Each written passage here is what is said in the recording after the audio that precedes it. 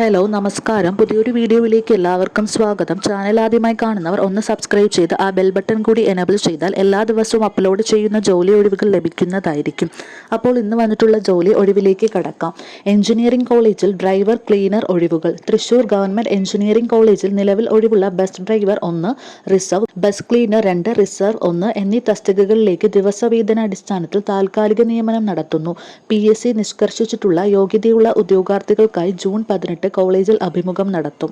താൽപര്യമുള്ള യോഗ്യരായ ഉദ്യോഗാർത്ഥികൾ രാവിലെ 10-നകം പ്രായം, യോഗ്യത, പ്രവൃത്തി പരിചയം എന്നിവ തെളിയിക്കുന്ന അസൽ രേഖകളും പകർപ്പുകളും സഹിതം പ്രിൻസിപ്പൽ മുമ്പാകെ കൂടിക്കാഴ്ചയ്ക്ക് ഹാജരാകണം.